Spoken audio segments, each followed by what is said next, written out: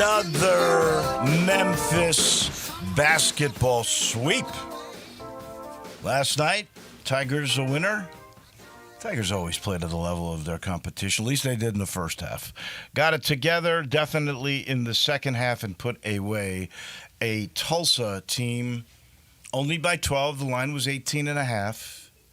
I know those of you out there who might be gamblers didn't like it. I don't think the Tigers have a very good record of covering. They are now 11-12 against the spread. I knew somebody would know. Probably had a good idea I would know. I did kind of think that might be I've case. not bet any money on the Tigers, though, this year, Dave. I refuse to bet against the hometown teams.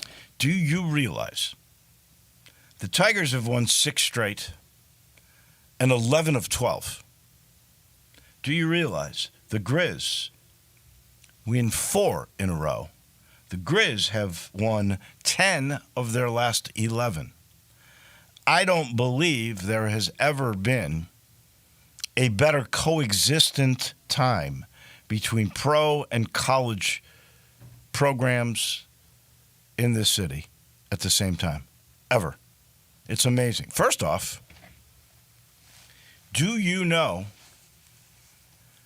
that the Grizzlies, who are 19 games over 500, do you realize that since they moved to Memphis, this is their second best record through 51 games? Is that right? Wow. It is. So the Grizz are 35-16, 19 over 500. Second best to the 2014 and 15 team that I believe won maybe 36 or 37 wins. That team went on to win 55. I think their best team won 58 during grit and grind, but that was not that year. 14 and 15 is the best start the team has ever had since it arrived here. And this is second best. And they were amazing, and we're going to talk to Pete Pranica about this here in just about 5 minutes. But 138-107, they broke the game open in the third quarter. They outscored the Raptors by 18 in that quarter, 43-25. Triple J, who I guess is going to be drafted tonight to one of these new – I'm glad they're doing this new format. Is the draft tonight? Draft's tonight. Wow. All right. Didn't know. Deadline for the trades are at 2. The draft is on TNT tonight. What is the deal? 3 teams that are going to play in some sort of a round-robin format? So it's 3 teams, and then the on Friday, the Rising Stars game is broken up into 4 teams. They'll all play in a tournament, and then the winner of the Rising Stars games, they become the 4th team in the All-Star tournament. So it'll be 3 All-Star teams and then a Rising Stars team playing on Sunday. Huh. Yeah. So 4-team round robin. I guess 2 play each other, then 2 play each other, then the winners play. Is that how they're doing it? I believe that's how they're going to do it. Yeah. Well, here's what I think: do anything. Yeah. Because last year was unwatchable. Mm-hmm. People shooting from half court, nobody even trying to play defense in the guise that they don't want to get injured. I don't know what their thought process was. This is after the commissioner had begged them to play a real game, and they wouldn't do it. So now he's going this way, and we'll see if all of that were to work out. But Triple J, who gets drafted, he's got 3 straight 30-point games. He had 32 Incredible. in Toronto. Ja, 26, but he had 16 in the third quarter, a couple of big threes in that quarter when they pulled away. How about Zach Edey? First time he gets to play at home. Yeah. In Toronto. That's where he's from. And he has 13 and 14. That's his 8th double-double, but it's his 3rd in 3 games. Yeah. The light's coming on. Can't wait Right. to see what Pete thinks about all of that. They out-rebounded Toronto 61-34. They hit 16 threes at 42%, and they killed him in the points in the paint. So here they are, 35-16, and that's number 2 start in the history of their time in Memphis. Kind of fun time, but fun for the Tigers. As we mentioned, they win by 12. They're now 19-4, 9-1, a full game ahead of UAB. They'll be favored to win every game. The only one that might be in doubt in my mind in this way, and I'm not saying they're going to just run the table easily, because like they did last night in the first half, they play at the level of the competition. If they're playing Michigan State, they're going to play as good as Michigan State. If they're playing UConn, the same thing. If they're playing Rice, same thing. And same thing with Tulsa last night. But I'm gonna say one thing about Tulsa. Tulsa had not had their whole team together until the game before they played Memphis at Tulane, which was a 3-point game. Coming into this, there are 5 losses in conference, or 6 losses. 5 were under 5 points. They have played so many close games all year long, and they never had their whole team together. And there's a pretty good player they have who can come back next year. He played 16 minutes. His name is Jared Garcia. He had 11 points, 4 rebounds last night. Dude, good. He had I mean, he could hit outside or inside. He's really a good player. Yeah. So they were going to redshirt him this year. Oh, wow. They made the decision after the Pavia case came out that he was going to get another year. So they said, well, if he's going to get that extra, let's play him now. It doesn't matter. Wow. So they're playing him now, and he makes them a better team. Another player they got that it just seems up and down, but he was good against Memphis, is Sean Archie, who had 17. He led the way last night. He, coming into the game, had more shots than anybody, but he shot at a terrible percentage. What do you think he was last night? He was pretty good. What, he lead the team in scoring? Yes. I don't know. I'd say he shot about, 56%? I don't know. How about 7 of 8? Oh, wow. Okay. Way better than 56%. Yeah. So I think, not that they're going to win the league, but I think they have a chance to be 500 the rest of the way because they got their whole team. It's not going to be as bad as it was. I like their big guy, too, the freshman, Smeichel. Smeichel? He was a good player. Ian Smeichel. Yeah, he was. Great name, too. A great name. And freshman, so a guy that can, you would think, only get better. Well, he and he's a freshman and Archie's a sophomore, so if they can keep him. Yeah, that's right. Bruce Howard, their announcer, who will be with us on the roundtable tomorrow, I was saying, because he was down rapping Archie. Yeah. I said, Archie sure looked like a pretty good player to me tonight. And he goes, yeah, you'll probably have him next year. I mean, I thought that was pretty funny. Dave, I know we're going to get to Pete here in a second. Yeah. I want you to take a wild guess at what I am watching right now on my computer. Oh my God. A live sporting event. I told you not to do porn while we're on the air. A live sporting event is on my computer right now. A live sporting event? A live sporting event. Oh, one of your favorite sports, Dave. Golf? Golf. I'm watching golf right now. Oh, you were watching, where are they? They were, so where did they go from Pebble Beach to where? So the PGA is at the Waste Management Open. Oh, that's in Phoenix, right? It's not what I'm watching. Oh, that's too early for that. I'm not watching that. I'm watching Live Golf right now. Oh, my God, don't tell me that. Listen to this, Dave. Listen to this, Dave. You feel like a traitor when you watch that They stuff. are in Saudi Arabia for their first event. The time in Saudi Arabia, 7:10 p.m. They just teed off an hour ago. Is it like the whole night there? No. It's dark outside. They're playing night golf wow. and Live, and they have all these lights. 18 holes of lights. 18 holes of money. Lights. They have spare no expense. They baby. have 14 holes left, and it's 7:00 there. That's nuts. It's crazy. That is crazy. Are they wearing shorts? Some guys are wearing shorts. A lot of guys are wearing long pants. Even in the night, it's probably hot. But there are a couple. I've seen a couple of guys wearing shorts. Wow. All right. Crazy. We'll keep an eye on that because it's pretty unique. We are going to hook up with our friend Pete Pranica momentarily. I will let you know I'm sitting in the Family Leisure Studios. The pre-season pool and patio sales here because spring literally is around the corner. It kind of feels like that way out there right now. So time to start thinking about your backyard and entertainment for the backyard.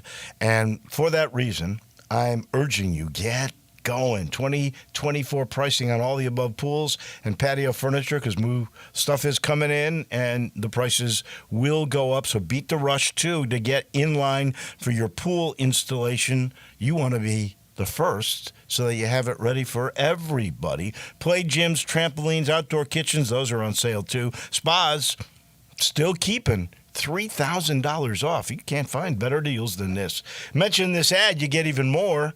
You mentioned that you heard Wolo say this, and you'll get a $250 gift card with any kind of pool, spa, or patio furniture purchase. Please get there. I-40 and Wooden Road. Go say hello to Lindsay or to Billy. Tell them we sent you. That's Family Leisure. We head down the road just a little bit. Got to be tired. Got to have come in late. Pete Pranica joins us now. What a stretch for the Grizz and for the Tigers coexisting. Did you realize, my friend, that this Grizzlies record, 19 games over 500 through 51 games, is the second best 51-game record in franchise since it arrived to Memphis history? Yes, I did. I think I referenced that on the broadcast last night. Yeah, I mean they're playing really good basketball. They took advantage of a Toronto team that was decimated by injury. Second night of a back-to-back, they got down to playing Grizzly-style basketball in the second half and simply handled Toronto very, very easily. They're playing really well last night. I think they were boosted emotionally by the fact that they got a couple of guys back. Vince Williams Jr. got to play. Marcus Smart got to play. So with the exception of Desmond Bane, and Cam Spencer's out with a thumb injury, but he's a two-way. You got pretty much everybody back except Desmond Bane, and the hope is that his absence is very much a short-term one. I think this is the healthiest the Grizzlies have been in 2 years. Is that right? It certainly seems right. I'm not gonna dispute that. It certainly seems that way for sure. All right, and Triple J, 3 straight games with 30. Where do you think he gets drafted tonight? How political will Ernie, Shaq, and Charles be, or Kenny, Shaq, and Penny? Shoot. I'm just happy that he's there. I'm just happy that coaches around the league responded to the play that he's had. He's got to be a favorite of Kenny because Kenny likes his clothes, and so does Jaren. Jaren's all about the drip and fashion. So if Kenny has anything to say about it, I think Kenny's going to be his biggest advocate. Well, he's certainly playing amongst the elite. I know there's a lot of great players in this league. There are some that are certainly worthy of going ahead of him, but he's definitely, I think, showing you this year how good a player he has become. You talk about development and he was never a bad player, but from the beginning, his rookie year to now, this is amazing development. Yeah, he's put in a tremendous amount of work, and one of the things when the Grizzlies shook up their coaching staff, they brought in Noah LaRoche from Integrity Hoops out east, and part of the reason they brought Noah in was that he wanted the Grizzlies as an organization wanted their players to be better at anticipating situations, reading situations, and, for lack of a better phrase, being more creative with their finishes. And so you're seeing Jaren with move, counter move. He's doing a better job of seeing what a defender is doing and what the defender's trying to take away, and then Jaren countering that. So I think that the way the Grizzlies shook up their coaching staff, I think it's been a tremendous benefit to the Grizzlies. And it's not just Jaren. I mean, other guys are getting better at finishes around the rim. You've seen Desmond Bane be more inventive and more creative around the rim. But Jaren's put in the work, and you just have to give him a ton of credit. And this is a guy who missed training camp because he had a hamstring injury, right. Missed training camp, all of it, and the first 2 games of the regular season. But his work ethic has been great. His attitude has been sensational. Not that it was ever bad, no. But he's taken more of a leadership role with his team. And he said to me on media day, he said, we're young, but we're vets. We're young vets. Now is our time. And I think he's really embraced more of a leadership role, which he had to do last year because Morant and Bane were gone for so much of the year. So the trade deadline ends, I think, in 4 hours at 2 o'clock Central Time. Mm-hmm. Mm-hmm. We've had a flurry of moves, and maybe one more coming, like Kevin Durant seems to be the guy that we're still all waiting on.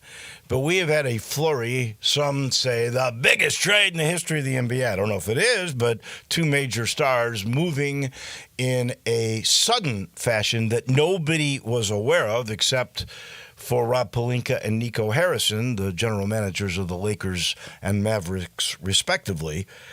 So let's get your thoughts. Luka, AD, let's begin there because that's the trade everybody's talking about. Well, the Mavericks are actually allowing season ticket holders to get refunds if they turned in their season tickets because they're so mad over the trade. I will be intrigued to see how Luka does in Los Angeles. I mean, Los Angeles is all about stars. They get a star in him, and they feel that Luka could be the face of the franchise for the long term. Dallas was frustrated with the fact that Luka, coming off a finals appearance, gets injured early, appears to be in less than ideal condition, gets injured again, and I guess Nico Harrison said, enough's enough, and they get Anthony Davis back. I don't know that it elevates Dallas to a title contender. I don't think that it elevates the Lakers to a title contender at this point. So I think the shock and awe was simply the timing of it and the fact that you have two All-Stars trading addresses. That was wild. I really think short term Dallas might be the winner here because people forget how good Anthony Davis, if he's healthy, truly is. And Luka has to prove that he can stay in shape for a whole season. Now, granted, out of shape if he was. They did get to the NBA Finals last year, but I do think in the long run with LA, that will be a good move. So we'll wait and see. Now, this is amazing to me. I hope I did my math correctly. But Jimmy Butler has left Chicago. He's left Minnesota. Now he's left Miami. Disgruntled, just quitting on his team. And it's amazing how sometimes life works. This guy, you talk about karma, I don't know. This guy, if I do my math correct, for quitting Miami, he is going to make $59 million more. He had 48 this year and 52 next year. That's $100 million by my math. He signed a deal where he's going to get $111 million over next year and the year after, and he's still getting the $48 million this year, minus some for being suspended for games without pay. But in the end, if I do my math, he's going to make $59 million more with a third year for quitting. Tell me there's sense in America with this. That's crazy. It is crazy, and I think it's a desperation move by Golden State. If you get prime Jimmy Butler, okay, Jimmy Butler's 35. Right. And I will be intrigued to see how he fits into Golden State's roster because everywhere Jimmy Butler's been, and I think, wasn't he with Philadelphia too? Didn't he vacate Philadelphia at some point? Oh, yeah, that's right. I forgot about that. That's another team he was disgruntled with. Wherever he's apparently he's never been gruntled. The thing with Jimmy Butler, okay, everywhere he's gone, everybody has sung his praises. He's the heart and soul of our team. Draymond Green has been the heart and soul of the Golden State Warriors. You can have two hearts and souls? I mean, I just don't know how that's all going to work because you have two very strong personalities. Now, if anybody can handle that, it probably is Steve Kerr, but it really doesn't address all the other needs that Golden State has. I mean, you've got a good young big in Trace Jackson Davis. Kevon Looney is very, very limited. You give away Andrew Wiggins, who fit in so well with Golden State and was so vital to their success that, to me, this is a big roll of the dice by Golden State to try to salvage something out of the back end of Stephen Curry's career to try to get him another championship. I don't think this is the move that gets that done, but it's star power. Golden State has never shied away from shelling out the big bucks and taking on different personalities. So, does it move the needle for Golden State? I don't know. And let's face it, Jimmy Butler hasn't played for like a month, right? Well, and now you're trying to integrate him into the Golden State Warriors. It'll be very interesting to see how well that works or does not. It's a gamble, and it's a settle because that's really not who they were after. They wanted Kevin Durant, and KD turned them down because it was going to be Butler to Phoenix, Durant to Golden State. Durant put the kibosh on that. He's still there. Do you think he ends up still with Phoenix in 4 hours? Oh, that's a good question. I mean, Phoenix had really, really big dreams, with Booker and Beal and Durant, and that hasn't panned out. That's a team, I think, if you're looking for the biggest disappointment in the NBA, it might be the Phoenix Suns. Yeah. They have so underperformed their roster, it's not even funny. I don't know if they're where they're going to swing or where they would want to go at this point.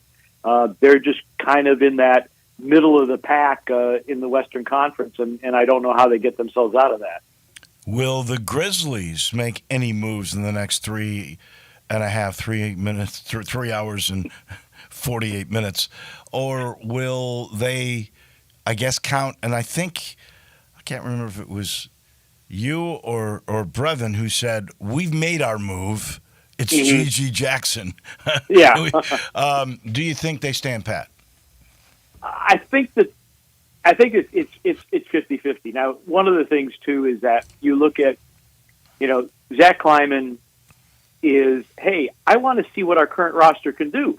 This roster hasn't been healthy, so we don't know if this team has reached its ceiling because we haven't had Vince Williams but for 4 games this year. We've had G.G. Jackson for only a handful of games.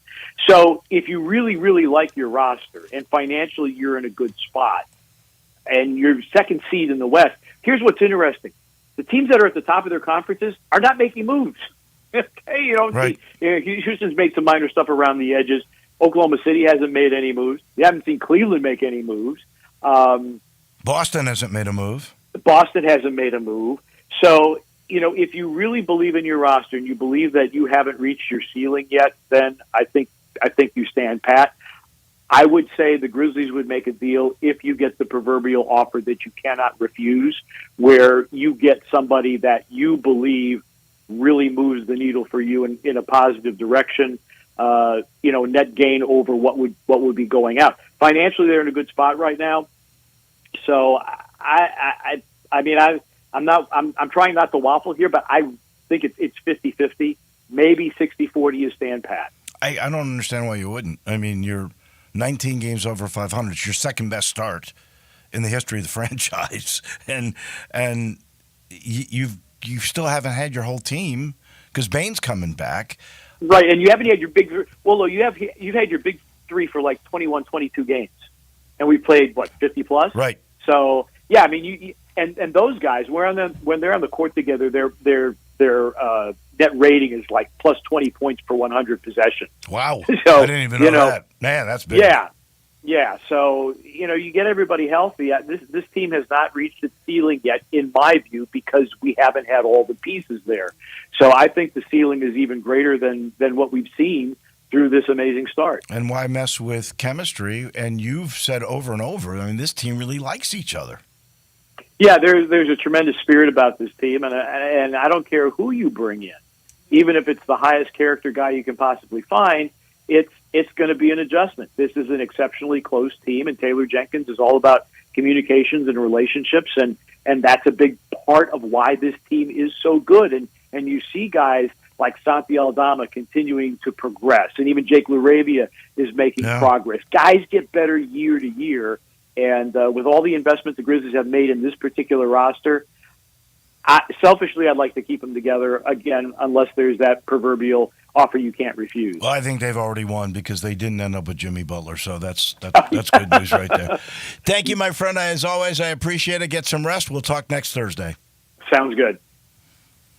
All right, that is our good friend, the voice on television of the Memphis Grizzlies. That is Pete Pranica. He's brought to you in part by Ken Garland, Custom Home Builders. Ken knows it's a big decision you're making. You're either building the dream home, maybe on property you've had in your family forever, and now it's time to develop it, or maybe you're looking for land. He's got some. You just get knowledge. 3 generations with Ken Garland. That's the sweet thing. Started with his dad. Ken still runs it, but now William's in the business. A 3rd generation of knowledge, another set of eyes to make sure you're getting the very, very best, whether it's that dream home or maybe you want brand new amenities in your home. You want to make it a modern palace because you don't want to leave your lot and your location. I don't blame you. They bring you the California closets. They bring you the island in the kitchen. They bring you the media room with the theater seating and the speakers in the wall. They do it all. And here's the other aspect that I love about Ken. He tells you in his own commercials. The job's never done for him. He could have finished your house 6 months ago, 8 months ago, and something doesn't seem right. Call him in. I promise you. Ken and William will take care of it. When you're building that dream home or you're getting the renovation with innovation, there's only one place to go in my mind. That is Ken Garland Custom Home Builders. Dave, I saw a report on Twitter while you were talking with Pete that the Milwaukee Bucks are interested in Marcus Smart. So maybe that would be okay with me. Maybe the Grizzlies get some calls on Marcus. What do you get? Well, that's the question. Smart? I don't really know the answer to that because I mean they've already made a couple deals. Maybe they get one of the guys that they got from Washington they want to ship to Memphis. I think the thing is though, if you get somebody back for Marcus Smart, I don't know what it would be. I mean, you're not going to get anybody back that's going to be a huge factor. I wouldn't think. Whatever happens with Marcus Smart, it's really no loss. And I mean no disrespect to Marcus Smart. Right. I've always enjoyed him playing. He plays hard. He plays defense. He was great at Boston.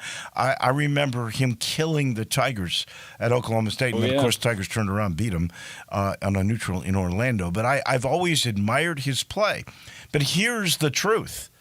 We got so mad at Chandler Parsons for all of the missed games that he got. Do you realize Chandler Parsons has played more than twice as many games in the same period of time as Marcus Smart?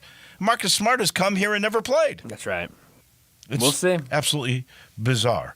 We take the break. When we come back, we head to Baton Rouge, and our SEC historian, Ron Higgins, is standing by. He comes your way next. We are real sports talk.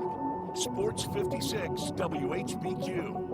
Available on your radio dial at 560 AM and 98.5 FM, as well as around the world online at sports56whbq.com. Take us with you everywhere by downloading the Sports 56 app. And at home, just say, Alexa, play Sports 56.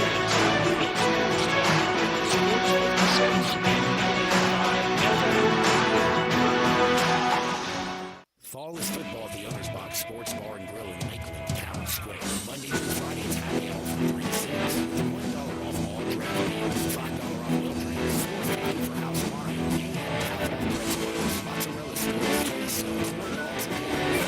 Friday night ice cream, 70 Club, dining in Montreal, Wednesday, 5 Raiders, free. Watch college football at every pro game. All at the Owner's Box Sports Bar and Grill in Lakeland, Highway 70. Fall is football. ZipRecruiter is the place. ZipRecruiter is the place for talented teachers, savvy software developers, and master mixologists. ZipRecruiter is the place where you meet all these people and more. That's because ZipRecruiter is the place for job seekers who are looking for new opportunities. In fact, ZipRecruiter helps 10 million people with their job search every day, so you can find the right candidates right away. Try ZipRecruiter for free at ZipRecruiter.com/free. That's ZipRecruiter.com/free.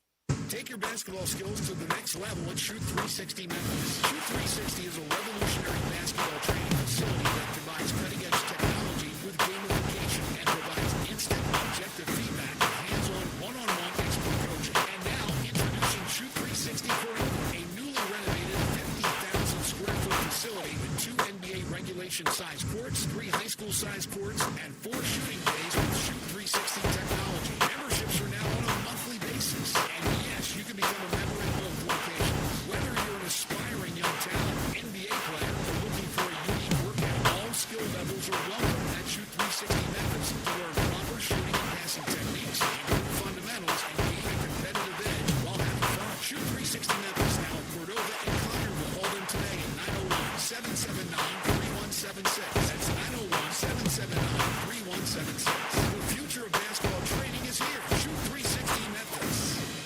Love is in the air, and it's time to remember all the sweethearts in your life the best way I know is Dinstall's. It's Valentine's Day on the 14th. We're celebrating on Monday with our annual Valentine's Day remote at Dinstall's, where they make the candy on Pleasant View. We will be launching chocolate-covered strawberry season that begins on Wednesday. Remember, nobody dips them like Dinstall's, and we'll see you on Monday on Pleasant View.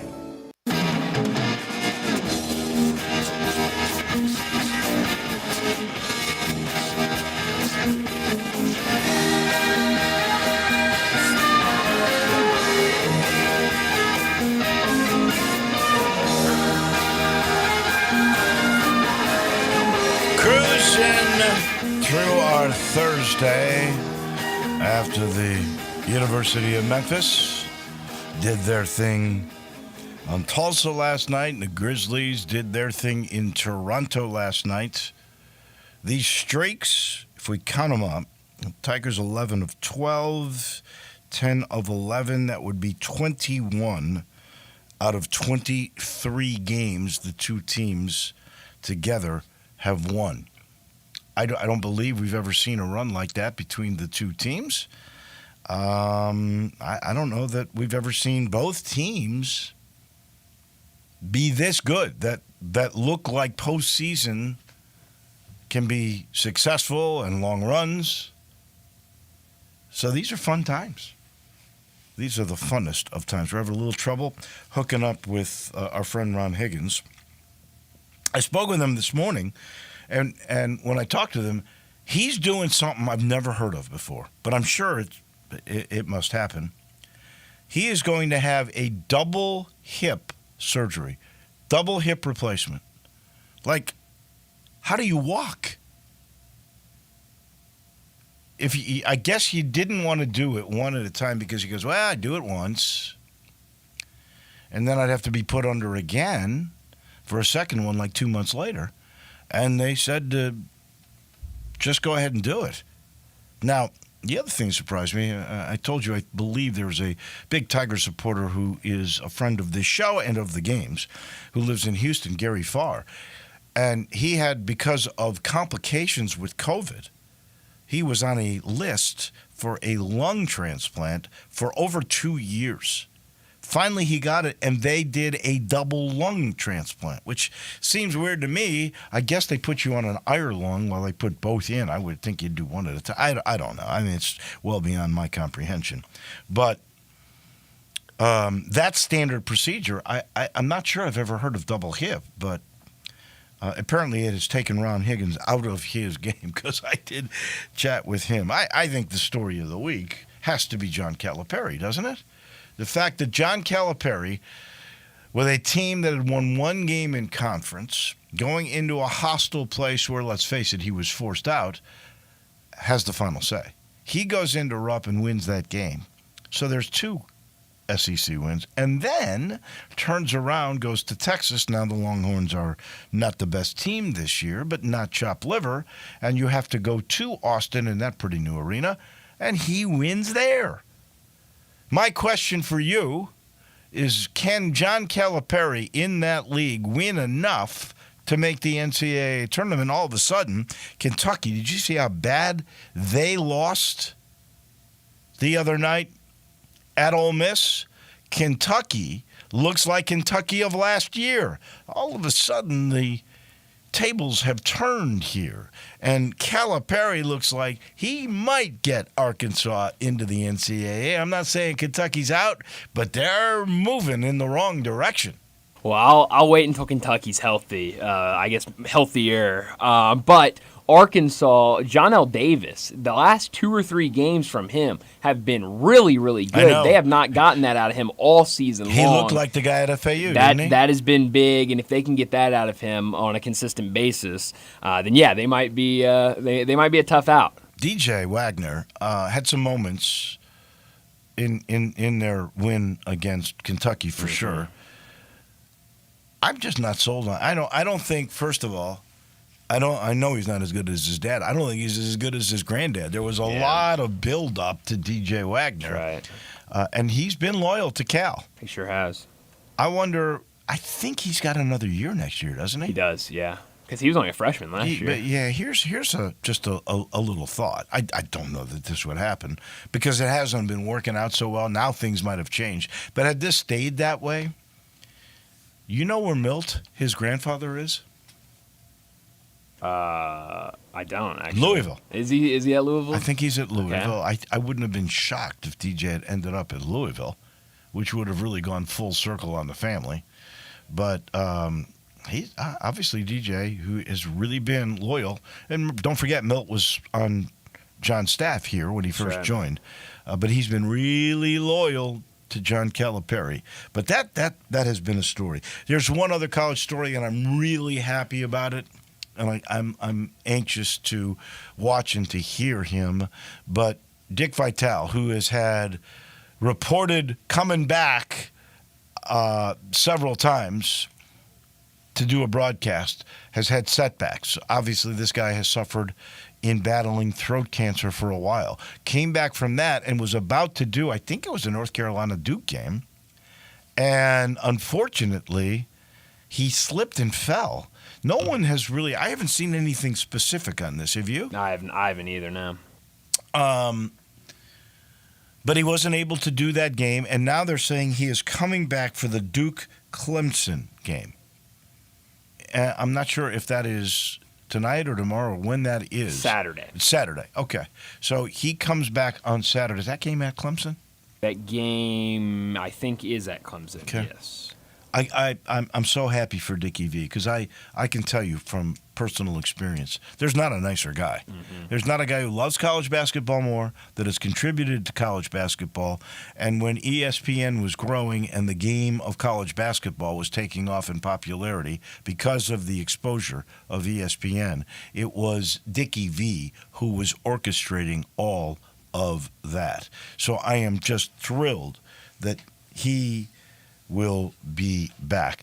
And speaking of sort of the ACC here, did you see Buzz Peterson, who you know was best friends with Michael Jordan? Buzz Peterson, whose career kind of fizzled out.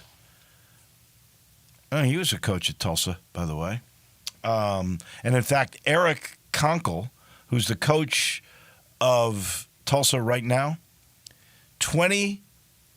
4 years ago, the 2001 season, he was a grad assistant for Buzz Peterson at Tulsa. So he's gone full circle. He was the GA there.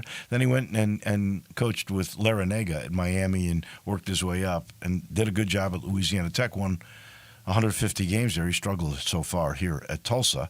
Although last year they were a game over 500, but this has been a bad year for him. But he's had the injuries. Anyway, back to Buzz Peterson, who we know fizzed out. Buzz Peterson has been named general manager of the North Carolina Tar Heels. Oh, wow. Which just goes to show you, North Carolina understands, just like everybody else, NIL and money, so much money involved with revenue share and NIL coming, that you got to have an administrator they're going to call GM. I mean, this is pro ball. Sure is. What do you make of Hubert Davis over there? I mean, I see a lot of people saying, if he doesn't make the tournament this year, he's done. We had a guest on yesterday afternoon that said, he's a North Carolina guy. I think that's a guy that you at least give one more year to. I think this move tells me they're going to give Hubert Davis one more year, that he needed help in figuring out how to get players with the new revenue streams. And with that help, once they're there, he gets another year. And that's the way they do it. Remember the guy that replaced Dean Smith? They gave him, I can't believe I can't remember his name now. He was a long-time assistant for Dean Smith. And he was the coach, and he bombed right away, and they kept him longer because that's the Carolina way.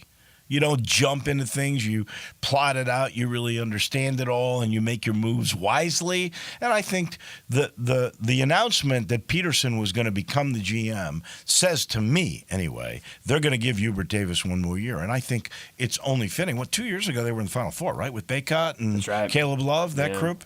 So I think that is the right thing to do. We got to take a break. We apologize. We had hoped to talk with our SEC historian down in Baton Rouge. Hope he's okay. And we will head downtown momentarily. We got lots to talk about with Jarvis Greer. The Hall of Famer is right around the corner.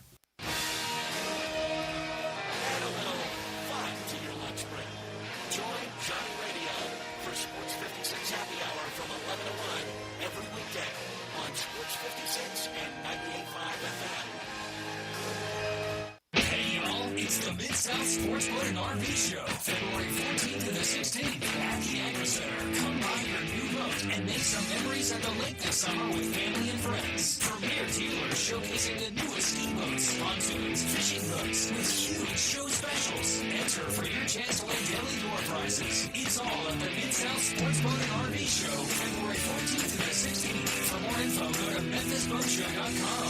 That's MemphisBoatShow.com. Now is the perfect time to start on your next success. When you apply to University of Maryland Global Campus on February 12th, you'll pay no application fee. An accredited state university, UMGC offers online and hybrid courses. Plus, you can earn up to 90 credits toward a bachelor's for higher learning and work experience. Or transfer up to 12 credits toward a master's. Get your application complete on February 12th. Learn more at umgc.edu. Certified to operate in Virginia by Chef. Now taxes is 100% free. You file with the TurboTax app if you didn't file with us last year. Oh, yeah? Yeah, just do your own taxes in the app by 218. What if I have lots of forms? All good, all 100% free. What if I had 3 jobs? Still 100% free. What if I once saw Bigfoot? That has nothing to do with taxes, so still 100% free. Well, that's what I'm talking about. Now this is taxes. See if you qualify in the TurboTax app. Excludes TurboTax Live and start your filing app by 218.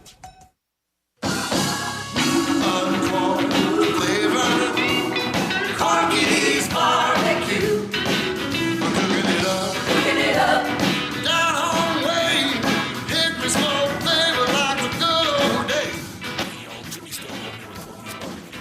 Catering is our specialty. Meridians and trusted Corky's to cater their events for 40 years. As we make it easy, convenient, and delicious for your guests. Whether it's 50 people or 100,000, our experienced team comes to your location, sets up, serves, and ensures everyone enjoys Corky's all-you-can-eat barbecue buffet, starting at only $7.99 per person. You can't beat it. With 40 years of experience, it's easy to see why customers choose Corky's time and time again for all of their catering needs. Visit Corky'sABV.com to book us for your next party. Encore flavor. Corky's barbecue.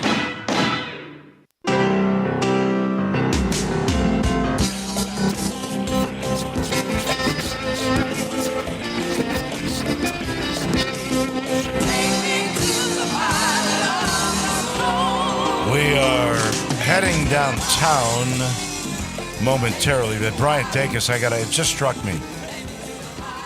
The dangers of night golf. Has anybody got hit by a ball? Isn't this crazy? I mean, it's like I don't watch live golf, but this I refuse to watch is live drawing golf. Those me traitors. in. Those traitors. No, I mean, here's the thing. They have all these massive floodlights up, so it's really not that dark. It's pretty light. You can tell it's nighttime, but you have no fear of, like a ball gone wide and Well, wait, striking if somebody. somebody pulled a ball, say, way left. Yeah. I mean, you can't light everything, can you? Unless the hole, here's all 18 holes? Here's the other dirty secret, Dave. Yeah. There's not many people there.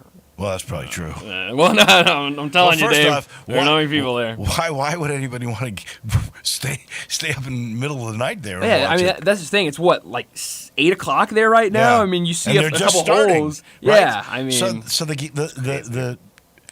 the whole thing won't be over till like 1 or 2 in the morning, right? I think the coverage goes until 2 o'clock this afternoon. So yeah, that will be like Is that on Fox? FS2. So, FS2. I We know. don't even get it in I was this about to say market. I don't know if people get FS2, but I'm certainly not. But you figured out a way to get it. yeah, I have FS2. I know I have FS2. Ah, you're I know that other young people. generation. That's right. Did you watch TGL? You watched TGL? I didn't watch this week. I'll be honest. Oh, no. We know that just everything's slipping away. Let's go downtown. Jarvis Greer joining us now. Jarvo, I don't think I've ever seen The Tigers and the Grizz coexist as well as they are right now. They have won a combination of 21 of 23 last games. The Tigers lead their conference.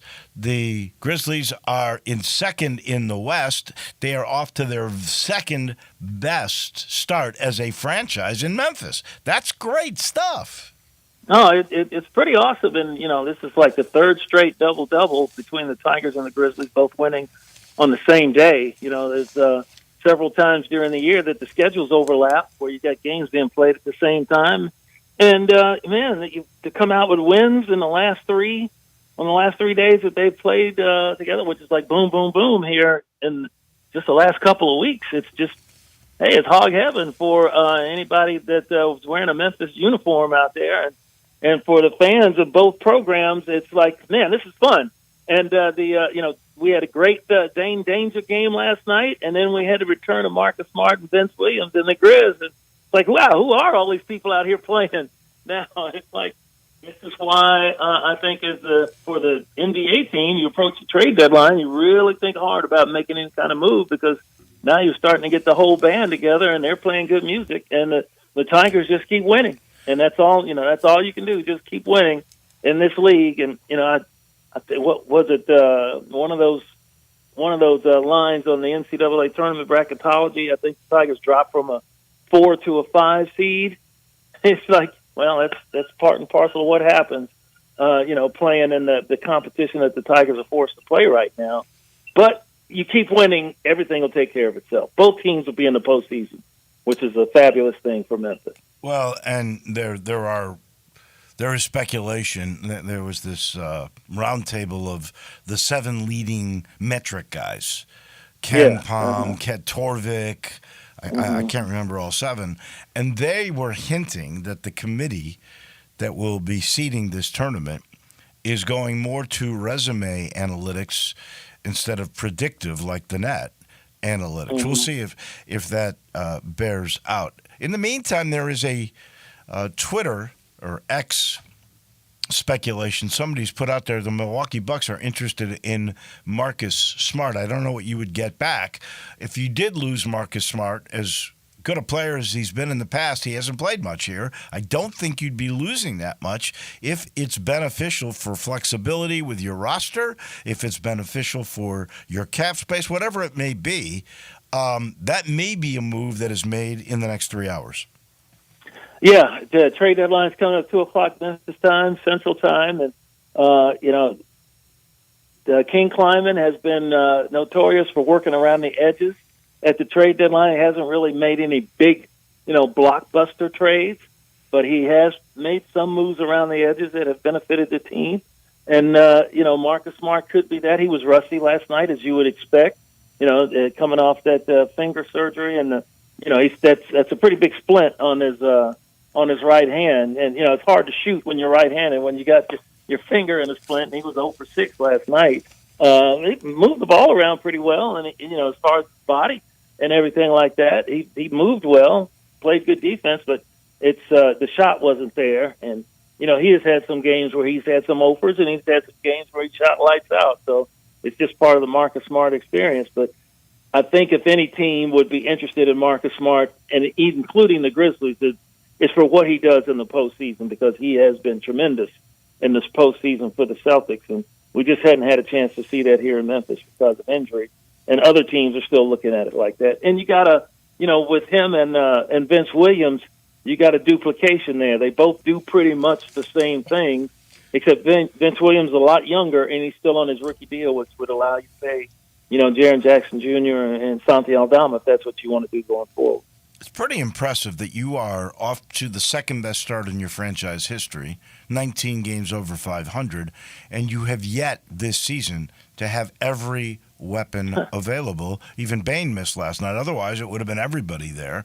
But it's pretty remarkable the way this team has played. Yeah, and it's like, a lot of the pundits at the beginning of the year had said, well, I think the Grizz over-under was like 46 wins or something, and then some people were saying, well, they'll make the play-in. And this team, if everybody's healthy, which is a big deal in this league, if you're healthy, the way this team has played and has shown that it can play, that's a 50-win team no matter what they do. And even with having two rookies in the starting lineup, and Zach Edey and Jalen Wells, the core is just really good, and the players around the core are really good. So, it's like, hey, they're doing what they're supposed to do. Now, and that's what you want to see. Now, on the college side, how do you get a team to not play at the level of the competition? It's fine when you're playing Connecticut and Michigan State, but it's not so good when you're playing Rice and Tulsa. Yeah, the Tigers, I don't know if they've covered, and I'm not a betting guy, but it's amazing how those wise guys out there in Vegas can make those lines, and a lot of times they're pretty good, but they've been off on them. According to our Brian Dacus, what is it, 11-12? 11-12 on the season, and it's dropped since conference play. They have only covered 3 conference games. Mm-hmm. Yeah, it's and that's where the old human nature thing comes in there. And I think more to that point is the fact that the Tigers are not a deep team. They can't keep rolling people out there to keep that pressure on, for the full 40 minutes that they could say if they'd had the kid that transferred out or left. Smith. Yeah, Tyreek Smith, because they're especially thin on the front court. Now you've had PJ Carter come on here lately and do what Penny brought him in here to do. He's scoring a lot, but he's a backcourt guy. If they had another, forward / center who could play, not just be, somebody sitting there, but somebody could actually play like the kid that left, then I would think that you would see those scores go up because, you can keep pressure on for 40 minutes of, the full game, and those scores don't get kind of hairy there at the end. I don't think they would have given up 22 offensive rebounds to Temple in Philly had Tyreek Smith been around. That I think is clear, and that really did hurt because he could have been a starter. I mean, he might have ended up, and I think he would have, starting over Jourdain in the long run, and that never came to be. And Nicholas has not played well of late, and I love the kid, but he just hasn't. Well, and that's sometimes players go through slumps. Yeah, everybody does. Right. There was a period there where Dane Danger was couldn't hold on to the ball, but now you see when he's given the opportunity and you keep going to him. All right, here they come. Here come the points. Here come the rebounds. Here comes, the defensive plays that he makes. Everybody goes through a slump sometimes. If Nicholas Jourdain was, one of those Cooper Flagg kind of dudes, he'd have a great game every game. But even Cooper Flagg from Duke has some games where it's like, he just had a bad game. They give him a pass. Unfortunately, on the Tiger team, if somebody has a bad game on the front line, they really don't have anybody else to put in there to take up that slack. Back to the NBA. Who won the trade, L.A. or Dallas? Oh wow! On the surface, you would think, wow, L.A. gets they get two guys that you just cannot stop. Even at 40 years old, LeBron James is still a force of nature, and Luka, he can weigh 280 pounds, which some say he's around 270. He's still going to get you, 28, 9, and 8. He's a walking triple double almost. So it's you would think on the surface it's them, but then you look what that secondary move that the Mavericks did, and then also though they brought in the kid from Charlotte, the big kid, the Lakers did. So they just really got good. Williams, right? Yeah, that guy, he just put 38 on the Grizz the other night when they were here, and he is a massive young man. So they got their center back, that they lost in Anthony Davis. You know what though? They gave up Dalton Knecht, the rookie who hadn't played so poorly, and Cam Reddish. Yeah, no, that's saying we're going in all right now. We got to do this right now because that's kind of mortgaging your future. But you do mortgage your future because LeBron is LeBron, but I don't know. I don't see him playing another 3 or 4 years. Do you? Unless he wants to play when his next kid gets eligible. You know what? The dude just had a triple-double. I mean, yeah, he's. I've said this before. Other than Gordie Howe, and that's a different era. I don't think there's ever been an older great athlete. You know who's making a case? Though is Lindsey Vonn skiing coming back. No, yeah, she's still going, and she's had multiple injuries, knee injuries, right, things that can really end your career, but she has bounced back. So, that's all in her stick-to-itiveness, and guys they take care of their bodies and they do what they have to do to get back there on the court or the slopes. You were a guy that was shushing down the slopes there. Ooh, listen Dave. to him. Shushing. You know what shushing means? I know some terms. It means you go straight down. You don't turn. You just try to go as fast as you can. Yeah, well, that would be me yelling, help. I wouldn't be able to turn those things. That'd be scary going down there. But you did that when you were a young man, right? I did. You were ski bum. I was. Dave Wilson, long hair, flowing in the wind. 75, 78, baby. Those were good times. All right, last thing. Stadium capacity. We now know is going to be somewhere between 42 and 44,000. I don't have a problem with that. The one thing that bugs me is they're taking out all those prime seats and they're just going to have this party deck that they're not going to add seats to. I guess in the long run they could. It wouldn't be that crazy. It's still built to be expandable. I mean, right. if something happens, if we get a lightning strike and the Big 12, ACC, or somebody comes a calling, they could still add those in there. But they say I think Dr. Ed Scott, the athletic director, University of Memphis, call it right sizing the reconstruction. And if you look at it, Baylor, when they redid their stadium, they cut it down to like 45,000. Of course, it's a palace. And then TCU, I think you had a chance to go out there, right? See the Horned Frog a couple of Stadium years when ago. they redid it. Yeah, we were there for SMU, and we took a trip over. That was when Laird Veach was the AD. Adam Walker was a fundraiser. We all took a trip over, and they gave us a tour of that. And I think there are some aspects in this new redo that will be like that. So that's about 45,000 too. So, and if you look at it, you want to have a stadium that looks full, and no matter who you play, and so that would be good. And then you make the you make the demand for tickets that much stronger, because you can't just walk up and get a ticket. If the Tigers remain as good as they have been, and all indications, the way that they're recruiting players and bringing players in here, they will be good going forward. You'll want to get your tickets and get out there and watch them play. And if you're playing in a 60,000 seat stadium like they were, you think you can just walk up and get a ticket at any time. And now you're going to create more demand, hopefully. Well, I was told that, where that party deck will be, there's going to be an LED board. I was told by a project guy that it's going to be the most impressive technology thing you've seen yet. So I do look forward to that. Jarvo, as always, we appreciate it. We'll do this again next Thursday. Onward and upward, Dave. Let's see get another double out here for both the Tigers and the Grizz. It's going to be a fun spring, huh? Oh, yeah. Well, you got Oak City Saturday, then you got Temple on Sunday, the revenge game. So both those games are critical and big at FedEx Forum over the weekend. Thank you. Yes, sir.